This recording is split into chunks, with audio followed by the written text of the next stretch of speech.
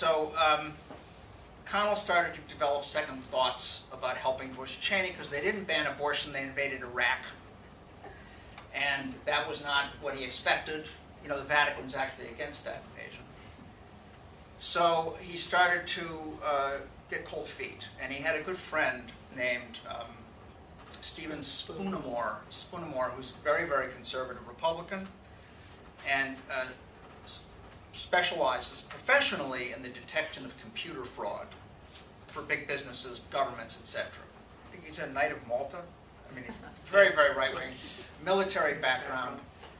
You know, worked abroad, I think, on some projects with Mike Connell. Yes. But he certainly did not think people should be stealing elections, at least not in this country. And he had other dealings with Connell and realized that Connell was involved in illegal acts because Connell asked him how to erase White House emails. Spoonamore said this conversation never occurred.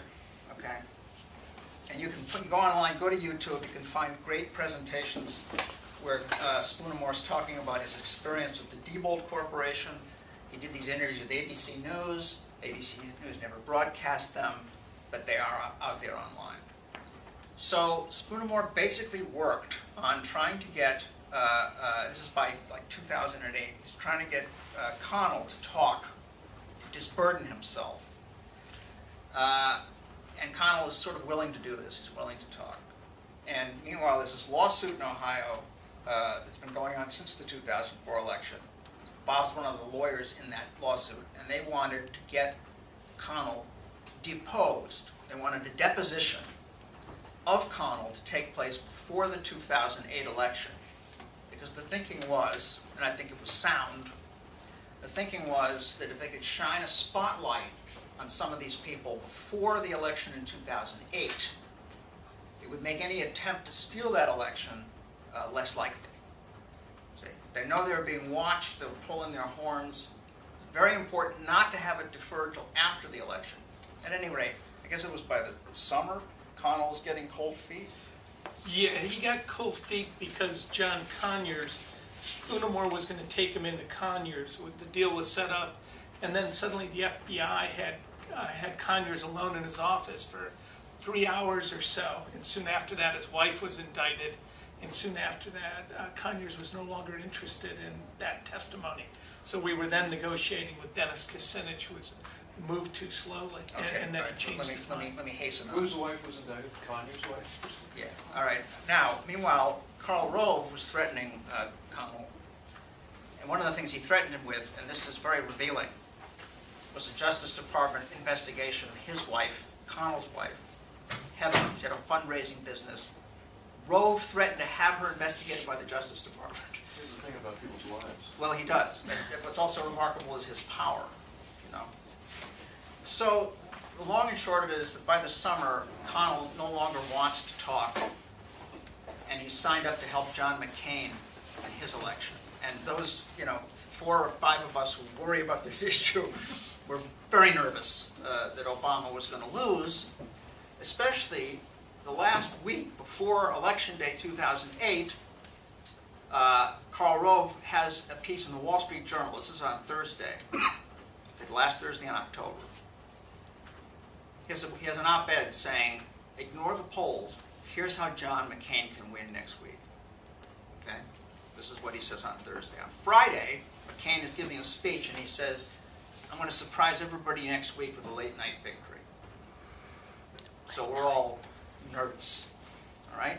However, that same day, that Friday, in a courtroom in Ohio, the judge tells Connell, you have to be here on Monday and be deposed. This was a great victory, right? And Connell was blanched, terrified. So I have your attention, don't I? Would this be a story nobody's interested in? I don't think so. It gets better. So he shows up on Monday with a very high-powered Republican attorney from Ohio named William Todd. Is that his name? Yep. Very expensive, and he's now sort of calm. And he goes through his deposition from 12 to 2 and basically stonewalls through the whole thing, a la Poindexter, Reagan, I don't recall, I don't remember. I gave you a few pieces of information, right? Like Bob mentioned Triad before that company. He did reveal that Triad was involved with, He brought him in. he brought Triad into the man in the middle and a company called Smart Tech, which is owned and run by an evangelical publisher. You know, I mean, the right-wing Triad is way, way Christianist right. So these three private companies, including Connell's, right, managed the theft of the 2004 election. He didn't say all this. He just basically gave him a few pieces of information, but otherwise was just, I don't remember, he had amnesia. That's 12 to 2, right? 12 to 2, that's the deposition. 7 o'clock, Rove writes, he blogs, saying, tomorrow it's going to be a sweep for Obama. A complete turnaround, right? And it was, right? To everybody's amazement, early in the evening, Obama's winning Indiana, you know, he's winning North Carolina, you know, all red states, all full of, you know, hinky machines, and he's winning. Now, he did lose a lot of votes, because this is not something you can turn off like a faucet. And a lot of Christianist interests, you know, a lot of racism and so on, and he did lose a lot of votes, but he still won. Okay, so that's that story. Late December, I think that's 22nd, Connell gets at his plane, College Park Airport, highly secure facility. He's doing something in Washington. Flies back to his home in Akron, and as he's approaching the airport in Akron, something happens on the black box. Suddenly he says, "Oh, fuck!" and starts radioing hysterically, like Mayday, right?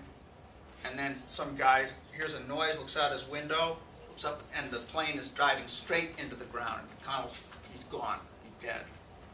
You got well stoned. Well, Yeah. whatever, I don't know. Well stoned. When exactly was that again? It's actually the December 19th. Oh, was it December 19th, 2008.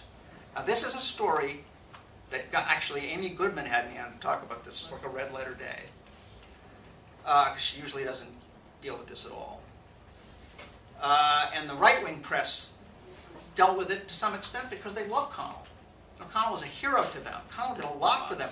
He was operating behind the congressional firewall. He designed the website for the House Intelligence Committee. Democrats, duh, what's wrong with that? He's an expert. Duh, what difference is with politics? I'm not making this up. This is like beyond criminal stupidity. You know? That's another. I think the one thing that you omitted was that he was going to be compelled to testify. Right. He was already deposed, but he was then compelled to come to finish the testimony, which was what they. And he was a loose cannon. I mean, they didn't really know what he was going to say.